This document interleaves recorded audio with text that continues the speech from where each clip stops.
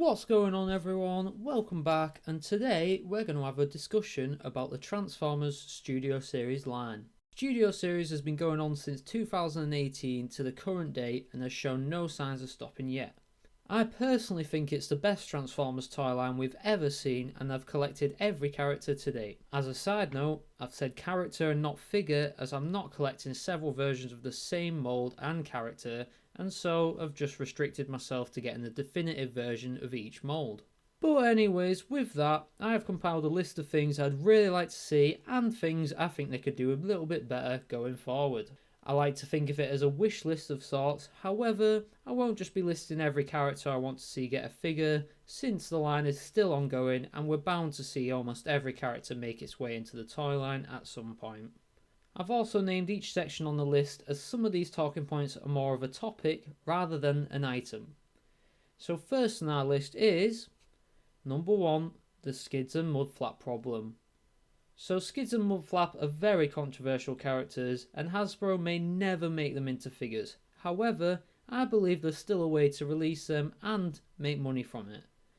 I propose to release them as a twin pack that is also exclusive to Walmart or any other retailer that will take them. This allows Hasbro to make a limited amount of them and to save money by using the deluxe class budget to make both figures instead of an entire budget for each one as individual releases. They are also both smaller characters, and their designs can be made to fit into a smaller scale which fits into this smaller budget.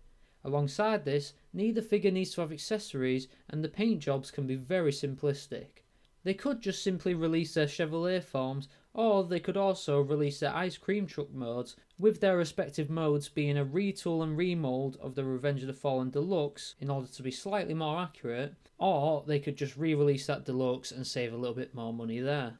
I believe enough completionists and collectors would buy these figures so that Hasbro could either break even or even make a profit.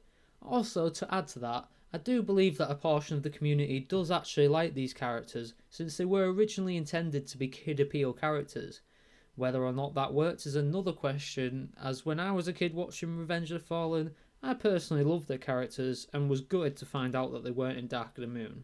This was, however, before I really realised how racist they actually were, but I would still purchase both modes since I am a completionist for the Studio Series, and the Revenge of the Fallen shelf feels incomplete without them since they were a major part of that film. Number 2, the case of the missing Dinobots. So, Grimlock from Age of Extinction was released in 2018. It's now 2025, and we have no news on when we'll be getting the rest of the Dinobots.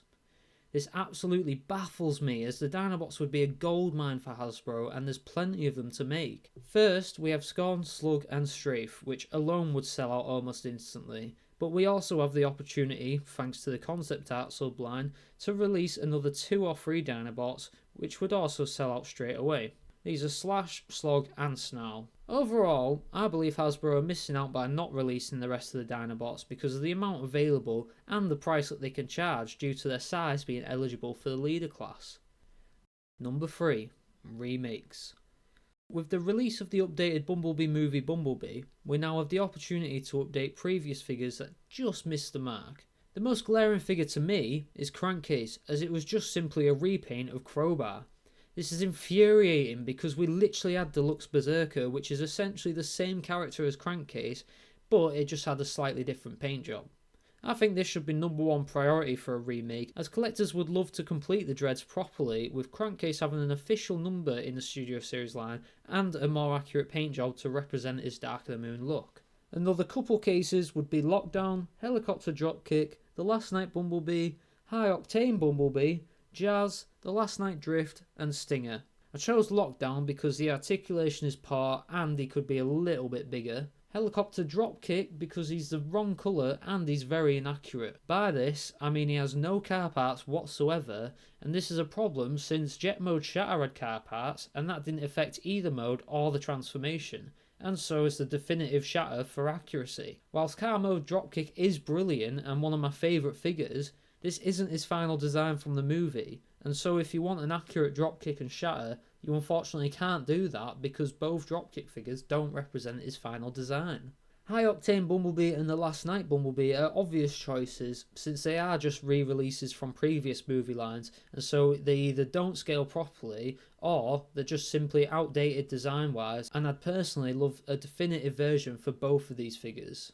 I chose Jazz as well because as much as I love the figure, he could just do with an update. For example, his backpack could clean up a lot nicer, and his feet annoy me since they are just so flat. I just find this figure very rectangular looking, whilst his movie design is quite curved and agile. The Last Night Drift falls into the same category as the two Bumblebee figures, being just a re-release, and he's way too bulky compared to his movie design, and he is way out of scale with the rest of the line. Finally, Stinger is way too messy to look at.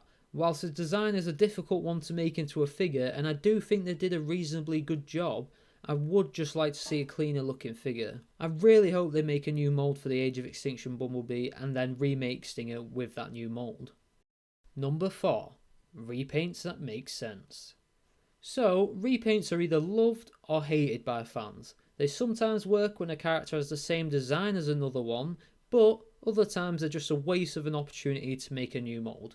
The main offender for this is Crankcase. I have a few characters that would be repaints, but they make sense to be repaints, with some making slightly more sense than others. These are Demolisher, Age of Extinction Crosshairs, the rest of the Bumblebee movie Seekers, Haloed, The Last Night Drift, Revenge of the Fallen Optimus Prime, Revenge of the Fallen Ratchet, and finally Canopy. These are the ones that come to mind, however there could be more that I haven't thought of. Demolisher and Payload can be simple repaints from the Scavenger and Longhaul figures, and that allows for a more customisable Devastator, or they can just simply fill out the Revenge of the Fallen cast without collectors having to buy two versions of each Constructicon. Age of Extinction Crosshairs, Revenge of the Fallen Ratchet, and Revenge of the Fallen Optimus Prime would simply be slight alterations to the colour scheme just to match the films that they're in. I do admit these would almost be pointless, since the changes would be minor, especially in Crosshairs' case, but for the other two, I believe they could spice it up a bit. They could make Ratchet have a desert-orientated paint job with maybe some sand and dust on him, whilst also making his colour scheme a little bit more pale and slightly more washed out. Revenge of the Fallen Optimus could have his windows look like they've been smashed in, and overall he could have a more battle-damaged look to him to replicate his look during the forest battle. You may be wondering why I've listed the Last Night Drift here when in the last segment I said he needs a new mould, but I was referring to the already released figure that is outdated.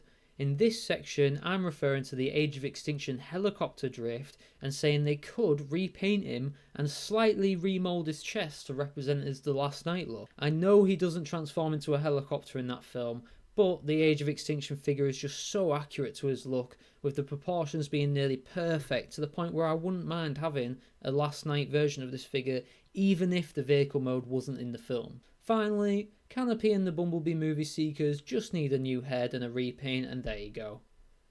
Number 5. The potential of the core class. So, this is a topic I've seen a few collectors mention, and so I'll try my best to keep it as short as possible. There's several characters that would benefit so highly from having a core class release, however, I have heard that the core class has been quietly cancelled. I think this is a massive missed opportunity if that's the case, since some characters need an update into the core class, or other characters haven't even been released yet and have missed their opportunity to be released either by having their partner figure already released or not having anyone to pair up in the first place. Some examples of existing figures that need an update into core class include Laserbeak's bird form, Ravage and Scorponok.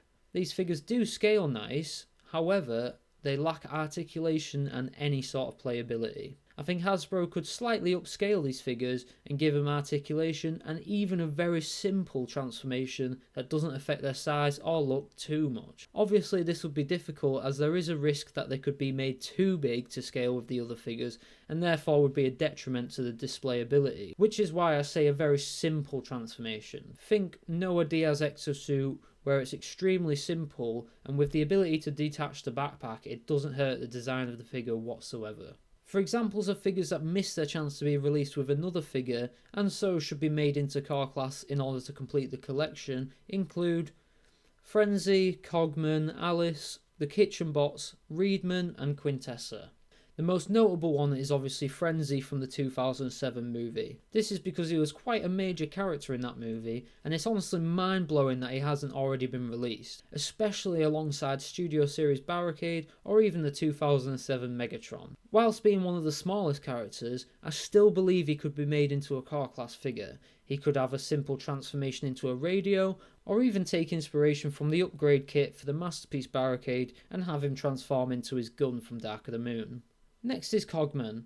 I've put an asterisk next to his name in my notes, as technically he is already in the Studio Series by being the head of the Deluxe Cogman, and so I'm not too bothered if it ever gets made, but I thought I should mention him as he could have a core class figure that's around the same height or slightly smaller than Noah Diaz and is more accurate to his movie design. The other characters are admittedly not that interesting, and I don't see them ever being made, and it wouldn't hurt the collection too much, but I thought I'd mention them anyways, since they do have roles in their respective movies, and as a completionist, it would be nice to have them anyways. If Hasbro ever did want to make these figures, I propose making a box set that has all of them in one box as a sort of collector's edition, since they are tiny characters that have no chance of having a transformation, and so it wouldn't make sense to even attempt to give them individual releases. Number 6. Background characters. So, as we know, there are several characters that appear in the background of one or two scenes that, for some reason, have really interesting designs that would make for some incredible figures. As these are background and minor characters, I don't expect them to be made until all or most of the main characters have been made. However, some of these have potential to be the best figures and most sold figures to date. The biggest one is, of course, Devcon. He has, in my opinion, one of the best designs for a movie character that we've ever seen. He's super intimidating and really unique, and I think this figure would be amazing. His vehicle mode would be really interesting to see, and his size would make him a really nice figure to display alongside the rest of the Dark of the Moon cast. To be honest, I'm not sure why Hasbro haven't already done this figure, as many people, including myself, have been begging for it for years now. That's the main one that inspired this section. However, a couple other notable ones include the Mountain Dew bot from the 2007 movie, the Decepticon drones from each film, the Drumkeep Decepticons from Age of Extinction, Loader from Dark of the Moon, and the Infernicons. There's not much to say about these guys, however I will mention that it would be interesting to see a leader class Drumkeep that contain the 3 separate Decepticons that combine into the vehicle mode. For an added bonus, they could also make them combine into a robot mode similar to the one seen in Dark of the Moon, but that might be pushing it a little bit. Number 7. Concept characters. The addition of the concept character line is a genius way to release movie figures that we never got to see on the big screen. They've started the subline really well with the Bumblebee movie Megatron, the Sunstreaker, and Rumble and Frenzy. This has such potential that I'm almost certain these characters I'm about to mention will inevitably get figures. The ones I want to see most are the 2007 RC design, Revenge of the Fallen Springer, Revenge of the Fallen Breakaway, concept art Constructicons, and the Rise of the Beast Predacons. There's so many more concept arts out there, and I bet there's even more that we don't know about, so this line could potentially go on even after they finish doing the movie characters, which is amazing, but these are just the ones that came to mind. Obviously Breakaway has seen some love in the Revenge of the Fallen game, so I'm not sure whether it would class as concept art or gamer edition, but either way I think that's the most likely one that we'll get next, with 2007 RC likely to come soon after that. These are just the characters that we didn't get in the respective films. However, they could even give us figures for the characters that we did get, however they just had different concept arts. For example, we've got Crosshairs, Lockdown, Sideswipe, and pretty much the entire 2007 cast. This would be cool to see, however it doesn't really excite me as much since I think the designs we got in the films are the better versions, and I'm naturally more attached to those designs anyways. And finally, we have number 8. The Gamer Edition. This is another great subline that also has so much potential. They're currently focusing more on the War for Cybertron games, and they're starting to delve a little bit into Devastation 2. However, I think it's almost essential that they do the movie tie-in games as soon as they can, as there are so many characters that only appear in the games and they'd be perfect additions to the collection. We've got characters such as Breakaway, Warpath, Stratosphere, Mixmaster, Dropkick, Scrapper, the Aerial Bot, Shockwave, Payload, Dreadwing and Swindle. There's just so many. I can't imagine they'd do characters from the DS and PSP versions of the games. However, if they did that, there's even more characters to choose from. So as much as there's not too many characters from the games, I still think we'd be missing out big time if we didn't get any of these figures, as they'd round off the movie cast perfectly and they'd really finalise the live action line.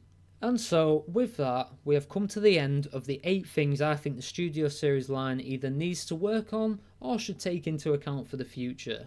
I have my full faith in Hasbro with the Studio Series, and I don't doubt that they've already thought of or are already planning to do several of these points, and it's only a matter of time before we get it. I want to thank you all for watching this through to the end. I love Transformers and I love the Studio Series, and I want to see it carry on being one of the best toy lines we've ever gotten from the Transformers series. Make sure you like, comment and subscribe to see more content about Transformers and any other franchises you might love on this channel. Thanks again for watching, and I'll see you guys in the next one.